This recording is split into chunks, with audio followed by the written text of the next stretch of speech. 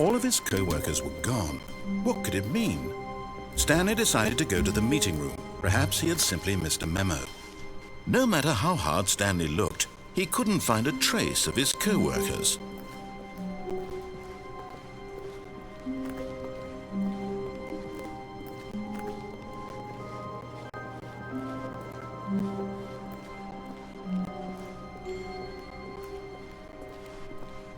When Stanley came to a set of 2 open doors, he entered the door on his left.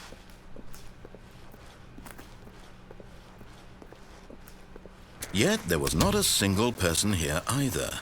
Feeling a wave of disbelief, Stanley decided to go up to his boss's office, hoping he might find an answer there.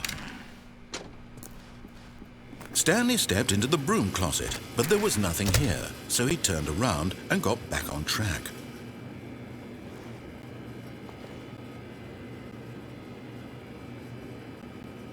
There was nothing here. No choice to make, no path to follow, just an empty broom closet. No reason to still be here.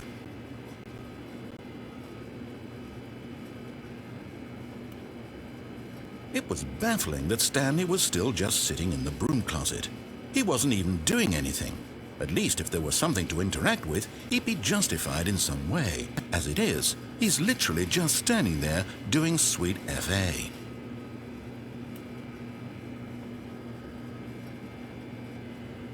Are you really still in the broom closet?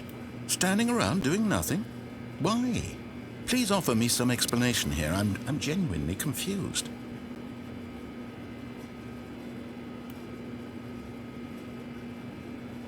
You do realize there's no choice or anything in here, right? If I'd said Stanley walked past the broom closet, at least you would have had a reason for exploring it to find out. But it didn't even occur to me because literally this closet is of absolutely no significance to the story whatsoever. I never would have thought to mention it.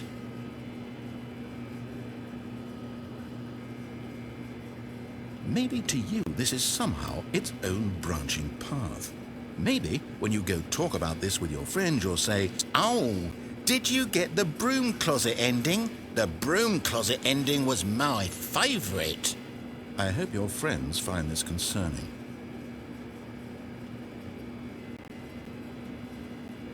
Stanley was fat and ugly and really stupid. He probably only got the job because of a family connection. That's how stupid he is. That or with drug money. Also, Stanley is addicted to drugs and hookers. Well, I've come to a very definite conclusion about what's going on right now. You're dead. You got to this broom closet, explored it a bit, and were just about to leave because there's nothing here, when a physical malady of some sort shut down your central nervous system and you collapsed on the keyboard. Well, in a situation like this, the responsible thing is to alert someone nearby so as to ensure that your body is taken care of before it begins to decompose. Hello? Anyone who happens to be nearby? The person at this computer is dead. He or she has fallen prey to any number of your countless human physiological vulnerabilities. It's indicative of the long-term sustainability of your species. Please remove their corpse from the area and instruct another human to take their place at the computer, making sure they understand basic first-person video game mechanics and filling them in on the history of narrative tropes in video gaming, so that the irony and insightful commentary of this game is not lost on them. All right, when you've done that, just step out into the hallway.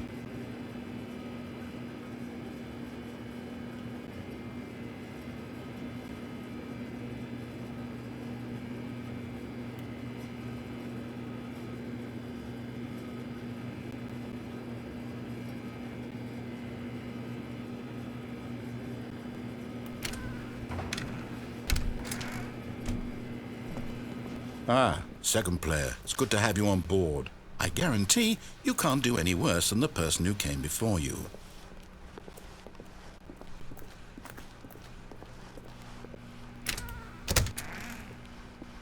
You too? Unbelievable. I'm at the mercy of an entire species of invalids. Perhaps there's a monkey nearby you can hand the controls to. A fish? Fungus? Look, You can hammer out the details. I'm not particularly picky. I'll just be waiting for when you're ready to pick up the story again.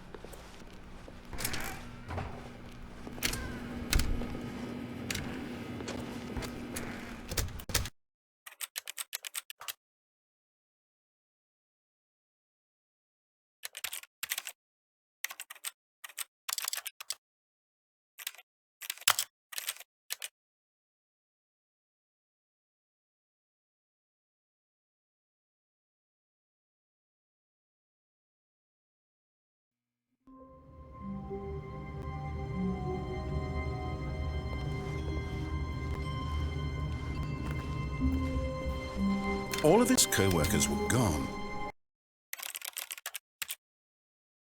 What could it mean? Stanley decided to go to the meeting room. Perhaps he had simply missed a memo. Stanley went around touching every little thing in the office, but it didn't make a single difference, nor did it advance the story in any way. When Stanley came to a set of 2 open doors, he entered the door on his left.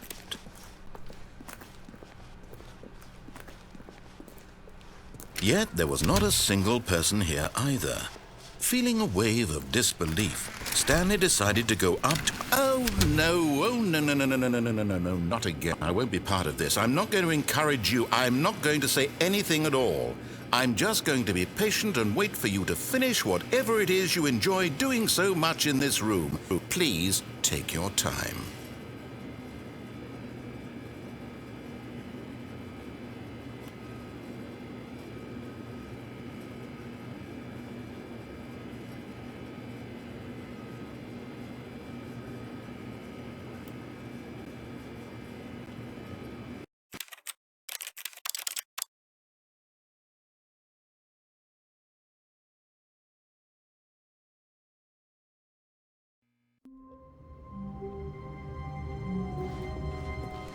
All of his co-workers were gone. What could it mean? Stanley decided to go to the meeting room. Perhaps he had simply missed a memo.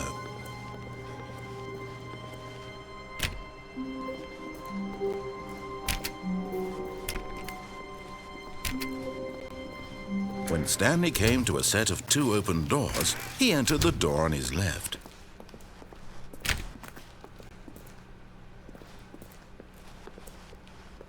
Yet there was not a single person here either. Feeling a wave of disbelief, Stanley decided to go up to his boss's office, hoping he might find an answer there. Coming to a staircase, Stanley walked upstairs to his boss's office.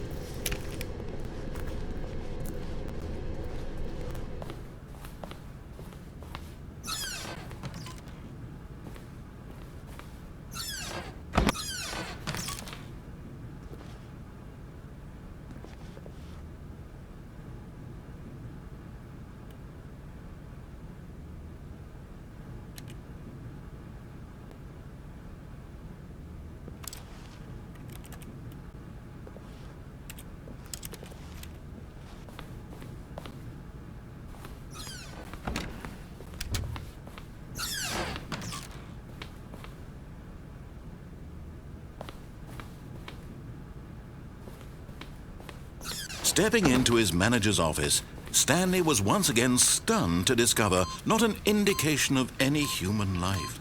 What? Stanley was in such a rush to get through the story as quickly as possible, he didn't even have a single minute to just let the narrator talk. That kind of anxiety isn't healthy, so he relaxed for a few moments with some calming New Age music.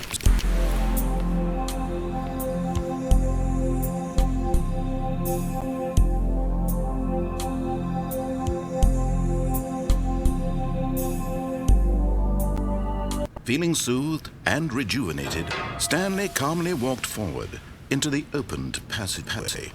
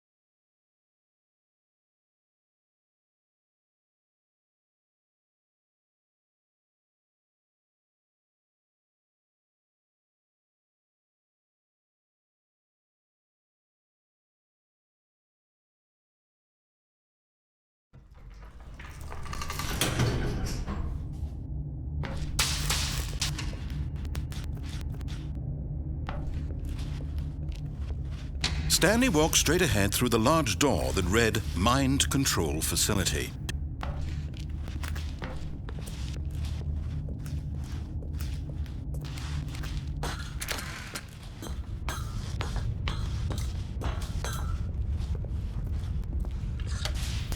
The lights rose on an enormous room packed with television screens. What horrible secret did this place hold? Stanley thought to himself. Did he have the strength to find out?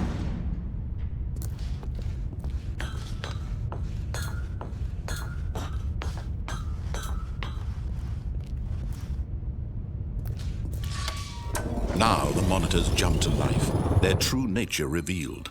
Each bore the number of an employee in the building, Stanley's co-workers, the lives of so many individuals reduced to images on a screen, and Stanley, one of them, eternally monitored in this place where freedom meant nothing.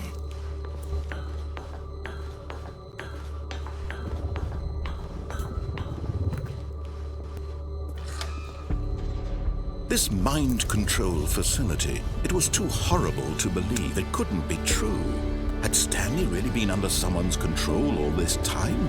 Was this the only reason he was happy with his boring job? That his emotions had been manipulated to accept it blindly? No, he refused to believe it. He couldn't accept it. His own life in someone else's control? Never! It was unthinkable, wasn't it? Was it even possible? Had he truly spent his entire life utterly blind to the world? But here was the proof, the heart of the operation. Controls labeled with emotions, happy or sad or content, walking, eating, working, all of it monitored and commanded from this very place. And as the cold reality of his past began to sink in, Stanley decided that this machinery would never again exert its terrible power over another human life. For he would dismantle the controls once and for all.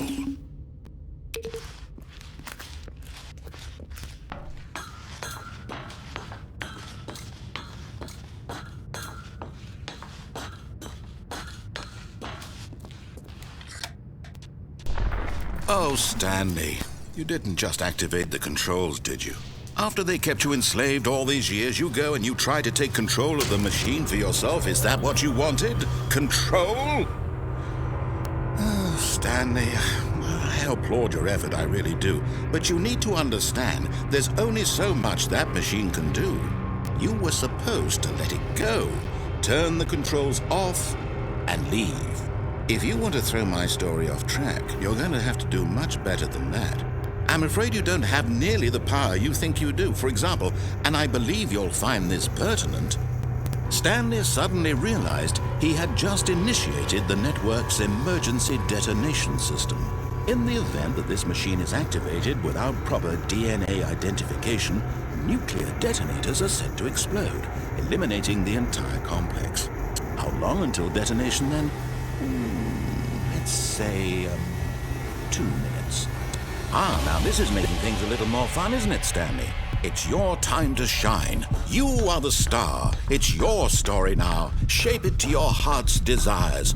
Oh, this is much better than what I had in mind. What a shame we have so little time left to enjoy it. Mere moments until the bomb goes off. But what precious moments each one of them is. More time to talk about you, about me, where we're going, what all this means. I barely know where to start. What's that? You'd like to know where your co-workers are? A moment of solace before you're obliterated? All right, I'm in a good mood. You're gonna die anyway. I'll tell you exactly what happened to them. I erased them. I turned off the machine. I set you free. Of course, that was merely in this instance of the story. Sometimes when I tell it, I simply let you sit there in your office forever, pushing buttons endlessly and then dying alone. Other times, I let the office sink into the ground, swallowing everyone inside, or I let it burn to a crisp.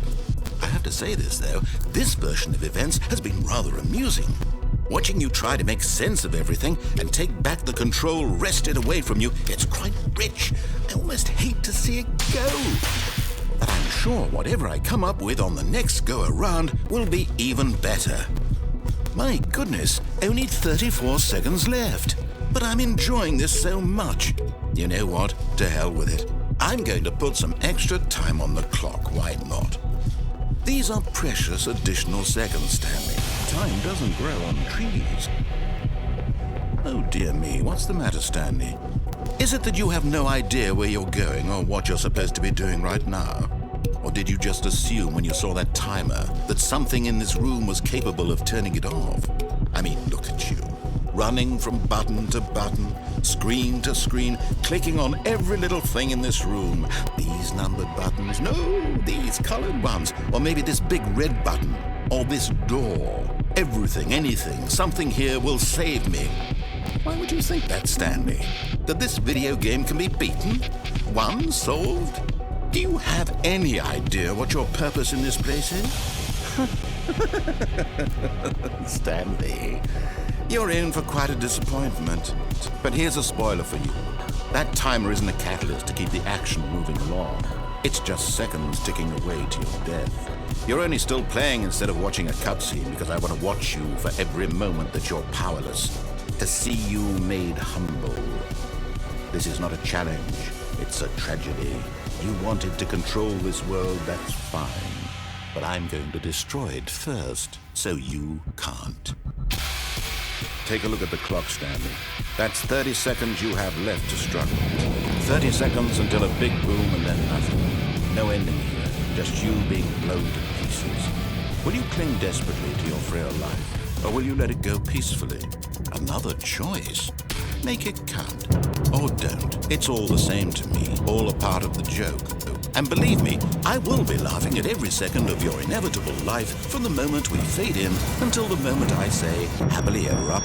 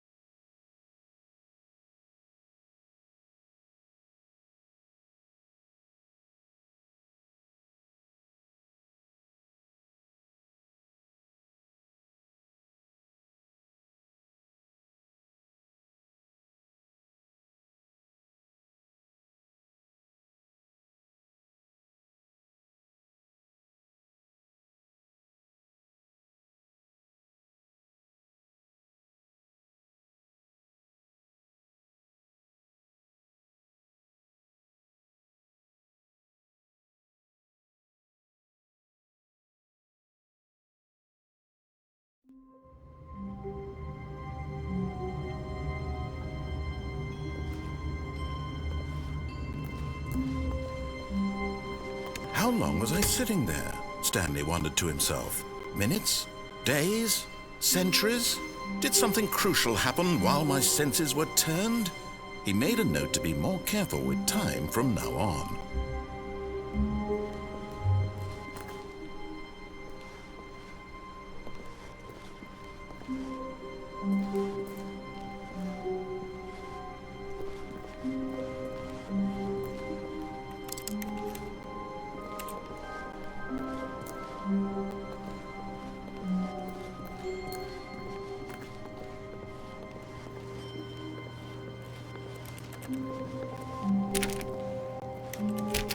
Stanley went around touching every little thing in the office, but it didn't make a single difference, nor did it advance the story in any way.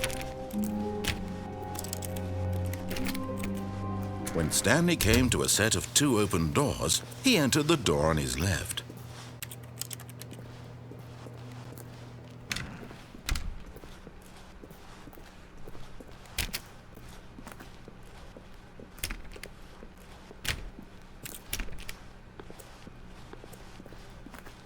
Yet there was not a single person here either.